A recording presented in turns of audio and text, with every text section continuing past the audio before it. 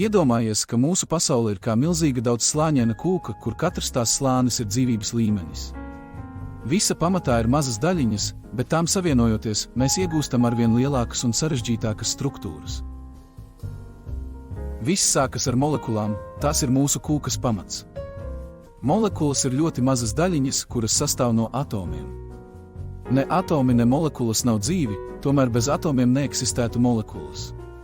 Piemēram, ūdens molekula sastāv no 2 ūdeņraža atomiem un 1 skābekļa atomu. Bez molekulām dzīvie organismi nepastāvētu. Nākamā kārta ir šūnas. Kad molekulas savienojas kopā, tās var veidot šūnas.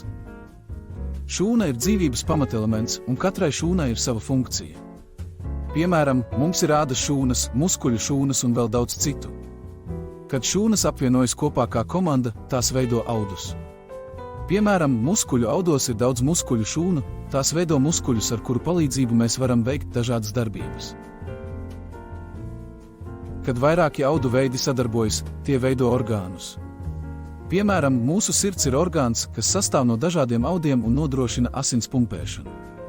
Savukārt, kad vairāki orgāni sadarbojas kopā, veidojot noteiktu funkciju, mēs to saucam par orgānu sistēmu.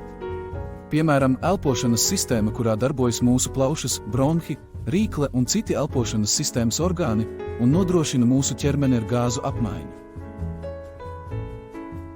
Nākamais, manuprāt, grandiozais solis ir līmenis, kad visas šīs sistēmas strādā kopā, tās veido pilnīgu organismu.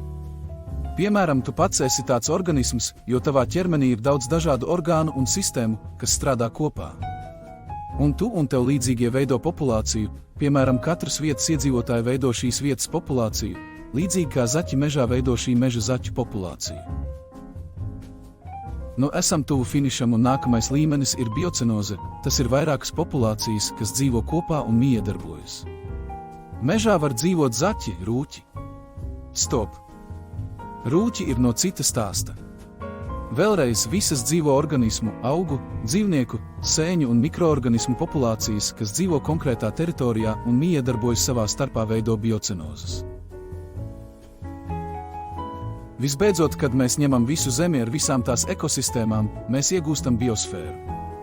Tas ir mūsu planētas dzīvības līmenis, kur visi dzīvnieki, augi un mikroorganismi dzīvo kopā. Tagad noteikti saproti vairāk par dzīvības organizācijas līmeņiem uz planētas Zeme.